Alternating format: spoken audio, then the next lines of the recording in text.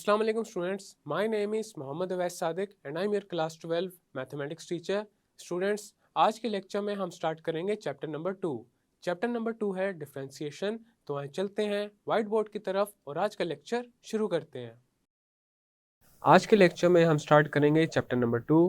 Chapter number 2 है differentiation. तो सबसे पहले है हमारे पास इंट्रोडक्शन। एंशिएंट ग्रीक्स को एरिया, वॉल्यूम या फिर सेंट्रोइड्स इस तरह की चीज़ों का जो कंसेप्ट है वो ऑलरेडी पता था और ये सब इंटीग्रल कैलकुलस से रिलेट करती हैं। इसके बाद 17th सेंचुरी में न्यूटन और लेबनीज ने इंस्टैंटेनियस रेट ऑफ चेंज का जो प्रॉब्लम है वो डिस्कस किया और इसी तरह डिफरेंशियल कैलकुलस डेवलप हुई और ये कैलकुलस रेट्स ऑफ चेंज और फिजिकल यूनिवर्स को डिस्क्राइब करने के लिए बहुत ही ज़्यादा इम्पोर्टेंट है। नेक्स्ट है डिपेंडेंट एंड इंडिपेंडेंट वेरिएबल्स। अब हमारे पास दो टाइप्स के वेरिएबल्स होते हैं, dependent variables and independent variables. हम यूजुअली लिखते हैं y is equal to f of x, where f of x is the value of f at x belongs to the domain of the function f। अब यहाँ पे ये जो f of x है इसमें हम x को डिफरेंट वैल्यूज देते हैं और ये जो x है ये फंक्शन की डोमेन में से ही होना चाहिए। नेक्स्ट हम एक फंक्शनल रिलेशन को कंसीडर करेंगे। Let's say y is equal to f of x and this is equal to x square plus 1। अब यहाँ पे हमारे पास x की डिफरेंट वैल्यूज के लिए y की डिफरेंट वैल्यूज आएंगी। फॉर एग्जाम्पल, अगर हमारे पास x है 1, 1.5, 2 etc., देन f ऑफ 1 हमारे पास आ जाएगा 1 raise to the power 2 plus 1 and this is equal to 1 plus 1 and this is equal to 2। f of 1.5 this is equal to 1.5 raised to the power 2 plus 1 and this is equal to 2.25 plus 1 and this is equal to 3.25। f of 2 this is equal to 2 raised to the power 2 plus 1 and this is equal to 4 plus 1 and this is equal to 5। अब अगर यहाँ पे x की value 1 से 1.5 में change हो रही है तो change in the value of x हमारे पास आ जाएगा 1.5 minus 1 and this is equal to 0.5। तो ये है हमारे पास change in the value of x।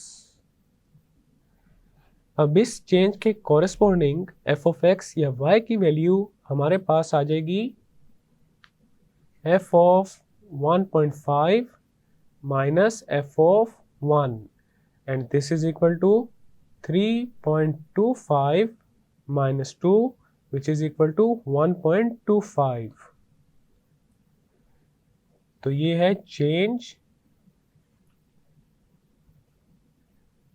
In the value of y। तो यहाँ पे ये बात ऑब्वियस है कि x स्क्वायर प्लस 1 या फिर f ऑफ x में चेंज तभी आएगा जब x में चेंज आएगा। अगर x की वैल्यू में कोई चेंज आता है, चाहे वो चेंज पॉजिटिव है या फिर नेगेटिव है, उसे कहते हैं increment of x। The change in the value of x either positive or negative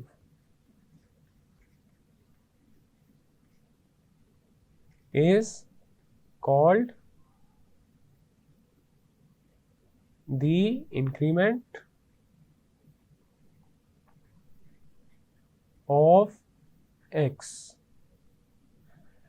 और इस चेंज को डिनोट किया जाता है डेल्टा x के साथ. Read as delta x. Also, the corresponding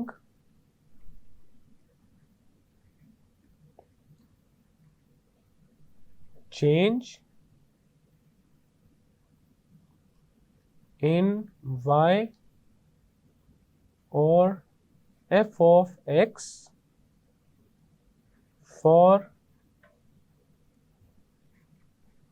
the change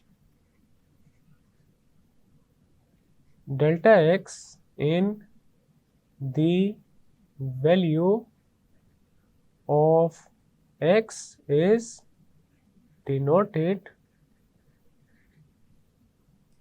by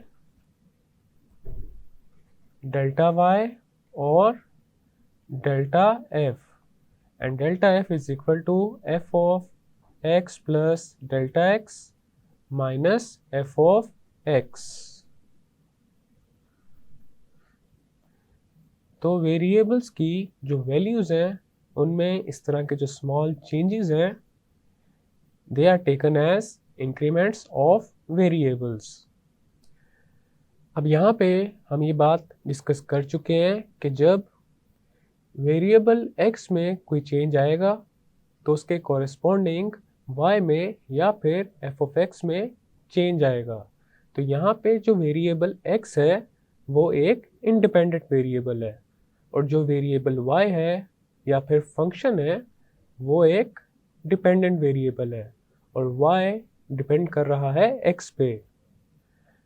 next हम ऐसे फंक्शंस को डिस्कस करेंगे जो कि y is equal to F of X की फॉर्म में होंगे और यहाँ पे जो x है that belongs to the domain of the function और x है independent variable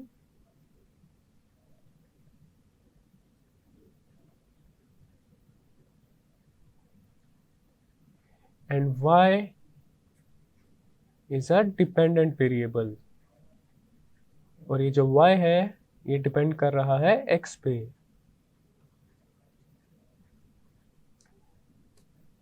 So this leads us to the definition of the differentiation, which is the rate of change of a dependent variable with respect to one or more independent variables. Next हम discuss करेंगे average rate of change. Suppose a particle or an object is moving in a straight line and its positions from some fixed point after times t and t1 are given by s of t and s of t1. Then the distance traveled in the time interval t1 minus t where t1 is greater than t is s of t1 minus s of t. अब यहाँ पे हमारे पास एक particle है या फिर एक object है जो कि स्ट्रेट लाइन में मूव कर रहा है और टाइम t के बाद जो पार्टिकल की पोजीशन है that is s of t और टाइम t1 के बाद जो पार्टिकल की पोजीशन है that is s of t1. तो t से t1 का जो इंटरवल है उस इंटरवल में जो डिस्टेंस कवर्ड हुआ है that is s of t1 minus s of t और जो डिफरेंस कोशेंट है that is s of t1 minus s of t divided by t1 minus t. So this difference quotient represents the average rate of change of distance over the time interval t1 minus t. अब यहाँ पे अगर ये जो t1 minus t है ये small नहीं है तो average rate of change accurate rate of change near t को रिप्रेजेंट नहीं कर सकता. अब हम ये अज्यूम करते हैं हमारे पास एक पार्टिकल है जो कि स्ट्रेट लाइन में मूव कर रहा है और t सेकंड्स के बाद उसकी पोजीशन है टी स्क्वायर प्लस टी। अब हम टी की डिफरेंट वैल्यूज़ को कंसीडर करेंगे और एवरेज रेट ऑफ चेंज या फिर एवरेज स्पीड को फाइंड करेंगे। अब यहाँ पे सबसे पहले जो इंटरवल हम कंसीडर करेंगे that is t is equal to 3 seconds to t is equal to 5 seconds। अब हमारे पास जो एवरेज स्पीड है that is equal to s of 5 minus s of 3 over 5 minus 3।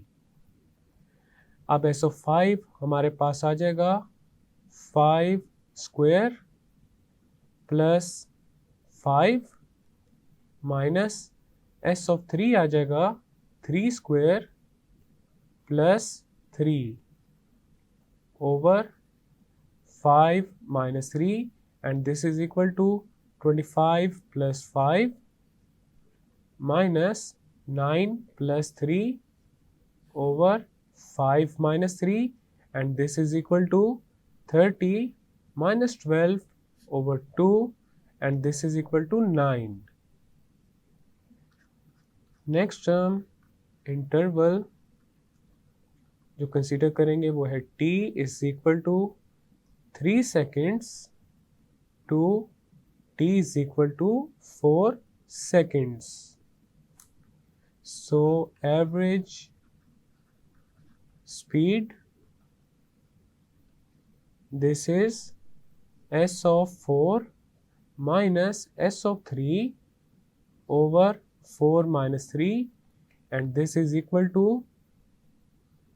4 square plus 4 minus 3 square plus 3 over 4 minus 3 and this is equal to 16 plus 4 minus 9 plus 3 over 1 and this is equal to 20 minus 12 over 1 and this is equal to 8. अब यहाँ पे ये जो interval हमने consider किया है t is equal to 3 seconds to t is equal to 4 seconds, हमारे पास जो एवरेज रेट ऑफ चेंज है या फिर जो एवरेज स्पीड है that is equal to 8। Next हम जो इंटरवल कंसीडर करेंगे that is t is equal to 3 seconds to t is equal to 3.5 seconds. Average speed, this is equal to s of 3.5 minus s of 3 over 3.5 minus 3 and this is equal to 3.5 raised to the power 2 plus 3.5 minus 3 square plus 3 over 3.5 minus 3. This is equal to 3.5 raised to the power 2 is 49 over 4 plus 3.5 को हम लिख सकते हैं 7 over 2, then आ जाएगा minus 12 divided by 0.5, this is equal to 15 over 4 divided by 0.5 and this is equal to 7.5. तो हमारे पास यहाँ पे जो एवरेज रेट ऑफ चेंज है दैट इज 7.5। तो यहाँ पे देख सकते हैं कोई भी एवरेज रेट ऑफ चेंज जो पार्टिकल की एक्चुअल स्पीड है आफ्टर 3 सेकेंड्स उसको अप्रोक्सीमेट नहीं कर रहा। अब हम again average rate of change या फिर एवरेज स्पीड को फाइंड करेंगे, लेकिन इस दफ़ा जो इंटरवल्स हम कंसीडर करेंगे वो स्मॉल होंगे। अब हमारे पास s ऑफ t है t स्क्वायर प्लस t। अब यहाँ पे जो पहला इंटरवल हम कंसीडर करेंगे that is t is equal to 3 seconds to t is equal to 3.1 seconds। अब हमारे पास एवरेज स्पीड या फिर एवरेज रेट ऑफ चेंज वो आ जाएगा s of 3.1 minus s of 3 over 3.1 minus 3, and this is equal to 3.1 raised to the power 2 plus 3.1, then आ जाएगा minus s of 3 हमारे पास है 3 square plus 3 over 3.1 minus 3, and this is equal to 12.71 minus 12 over 0.1. This is equal to 0.71 over 0.1, and this is equal to 7.1. Next interval जो हमने consider करना है that is t is equal to 3 seconds to t is equal to 3.01 seconds. So average speed, this is equal to s of 3.01 minus s of 3 over 3.01 minus 3, and this is equal to 3.01 raised to the power 2 plus 3.01 minus 3 square plus 3 over 3.01 minus 3, and this is equal to 12.0701 minus 12 over 0.01, and this is equal to 0.0701 over 0.01, and this is equal to 7.01. Next हम जो interval consider करेंगे that is t is equal to 3 seconds to t is equal to 3.001 seconds. अब यहाँ पे हमने interval को और ज़्यादा रिड्यूस कर दिया है, तो हमारे पास जो एवरेज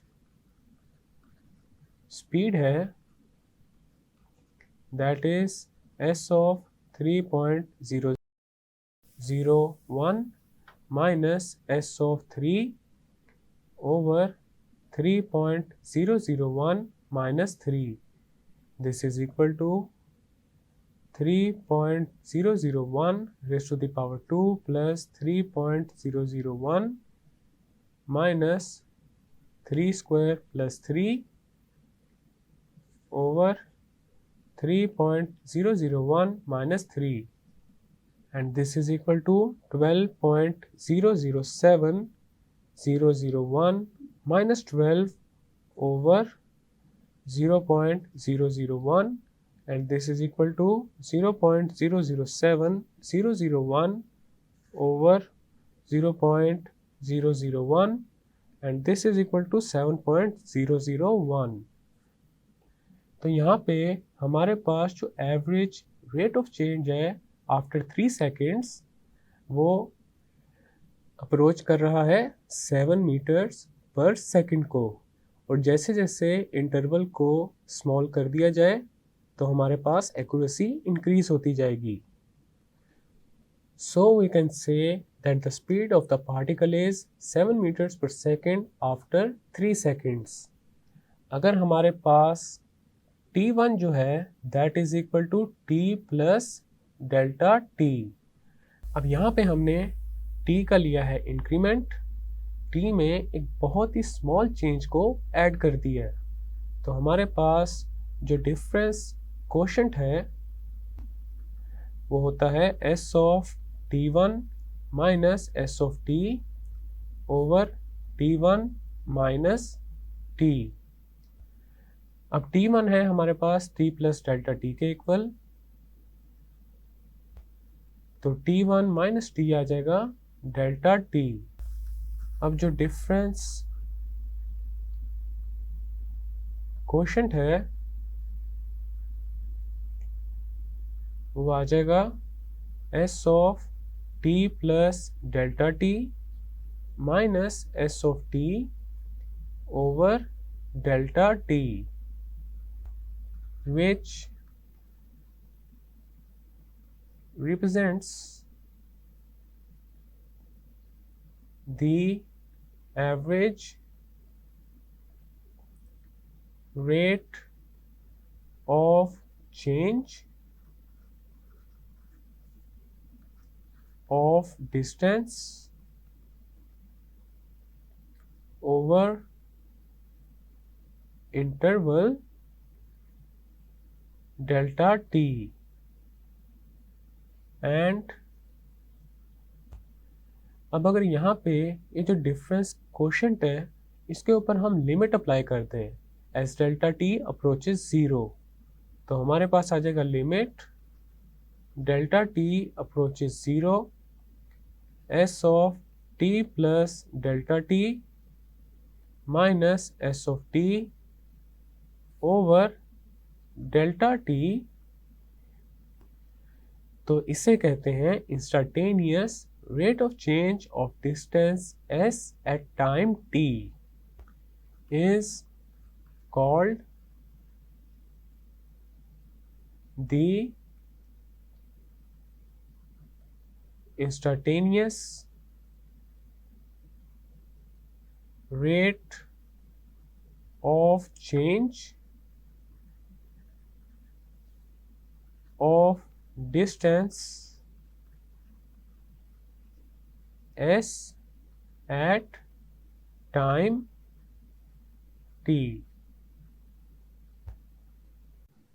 नेक्स्ट हम ये देखेंगे कि एक फंक्शन का डेरिवेटिव किस तरह से फाइंड किया जा सकता है। तो उसके लिए सबसे पहले हम ये कंसिडर करेंगे हमारे पास जो फंक्शन है वो एक रियल वैल्यूड फंक्शन है and the function in which the variables are real numbers is called a real valued function. Let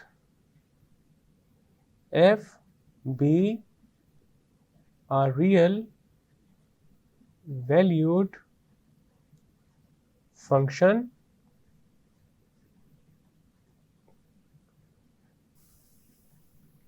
continues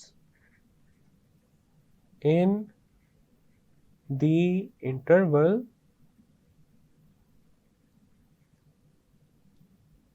x to x1, which is a subset of domain of the function. Then हमारे पास जो difference quotient है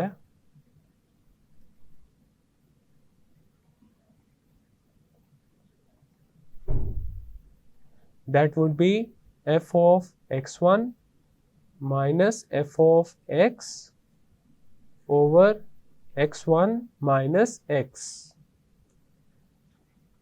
represents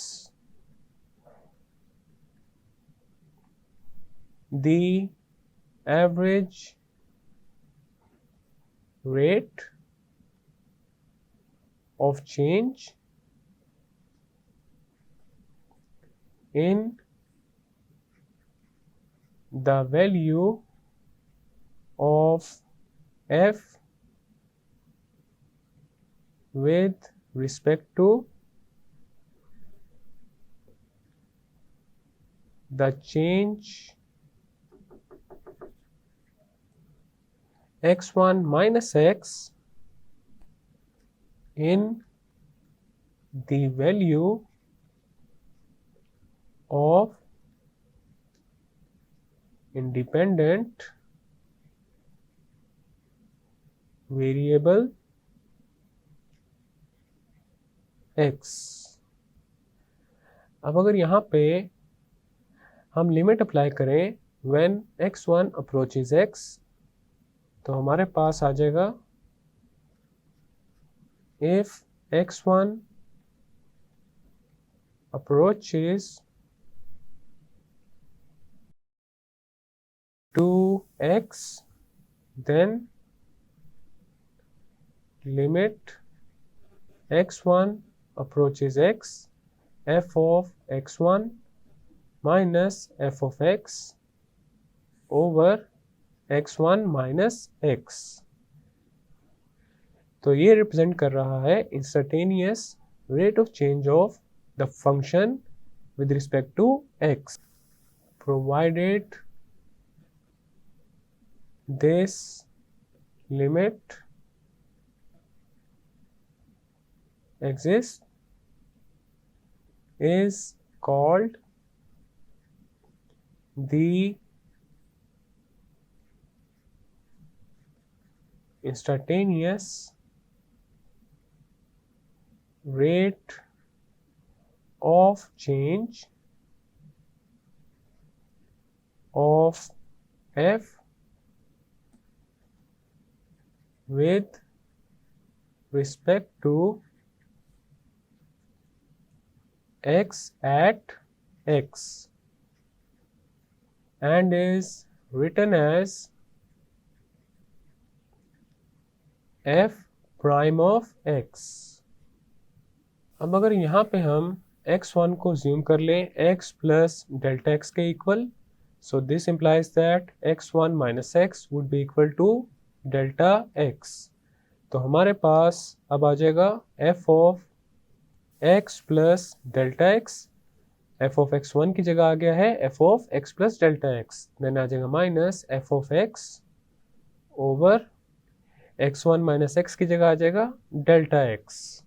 और अगर इसके ऊपर limit apply करें when delta x approaches 0, तो हमारे पास आ जाएगा limit delta x approaches 0 f of x plus delta x minus f of x over delta x. तो इसे कहते हैं derivative of the function f with respect to x at x, provided the limit exists, is defined to be the derivative of f with respect to x at x. So we can write f prime of x, this is equal to limit delta x approaches 0 f of x plus delta x minus f of x over delta x. अब यहाँ पे f prime of x की domain में x की वो सारी values आएंगी जिनके लिए लिमिट एग्जिस्ट करती है. अगर x बिलोंग करता है फंक्शन की डोमेन से और अगर f का डेरिवेटिव भी एग्जिस्ट करता है तो इसका मतलब ये है f is differentiable at x, and this process of finding f prime or the derivative of f is called differentiation. Next हम डिस्कस करेंगे डेरिवेटिव की नोटेशन को. अगर हमारे पास y है f of x के इक्वल, देन अगर दोनों साइड्स पे इंक्रीमेंट्स लिए जाएं तो हमारे पास आ जाएगा y plus delta y, this is equal to f of x plus delta x. y का इंक्रीमेंट होता है डेल्टा y और इंक्रीमेंट कहते हैं change in the value of the variable. अब हमारे पास डेल्टा y यहाँ से आ जाएगा f of x plus delta x minus y के equal. Now we know that y is equal to f of x, तो यहाँ पे y की जगह हम पुट कर देंगे f of x को. तो हमारे पास जो डेल्टा y है वो आ जाएगा f of x plus delta x minus f of x. अब हम दोनों साइड्स को डेल्टा x के साथ डिवाइड करेंगे. Dividing both sides by delta x. तो हमारे पास आ जाएगा delta y over delta x, this is equal to F of x plus delta x minus f of x over delta x. Next हम दोनों साइड्स पे लेंगे limit as delta x approaches 0, taking limit of both sides as delta x approaches 0।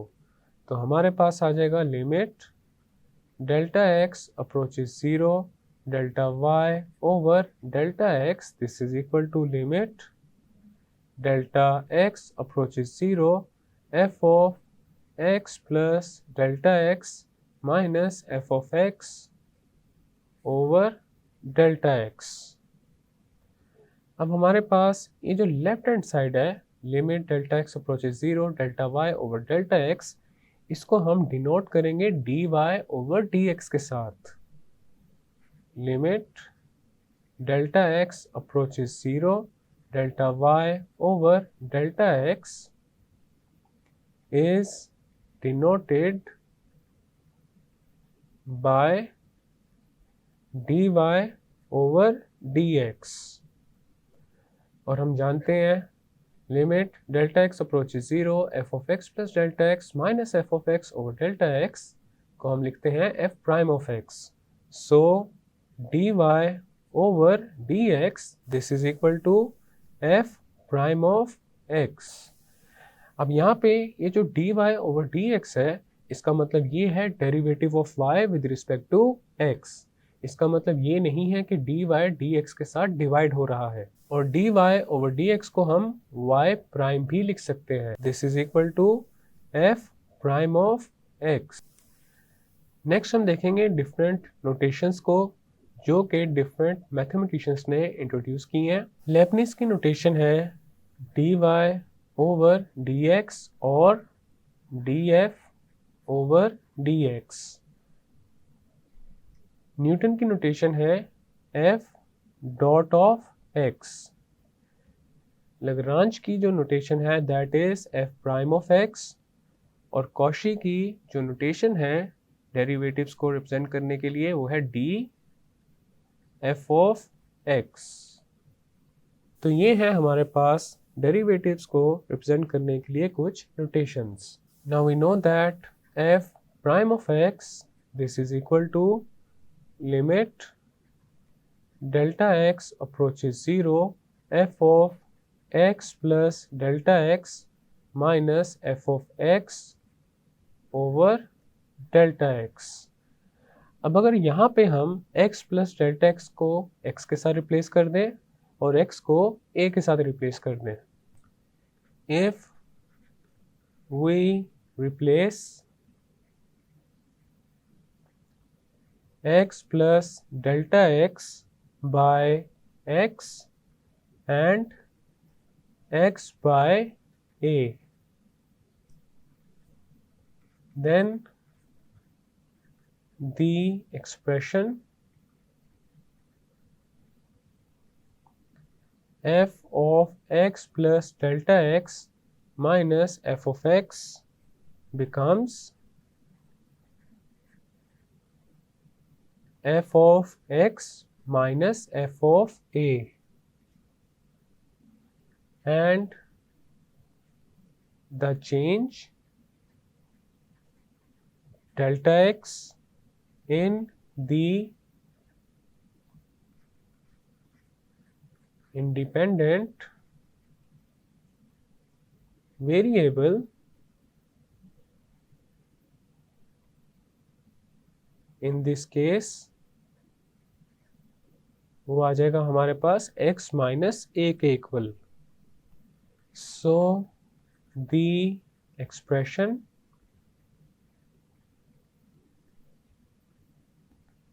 f of x plus delta x minus f of x over delta x is written as f of x minus f of a over x minus a। अब हमारे पास ये जो expression है इस पे हम apply करेंगे limit when x approaches a, taking limit when x approaches a, तो हमारे पास आ जाएगा limit x approaches a f of x minus f of a over x minus a, and this would be equal to f prime of a. So f prime of a is called the derivative of f at x is equal to a. Here f prime of a is called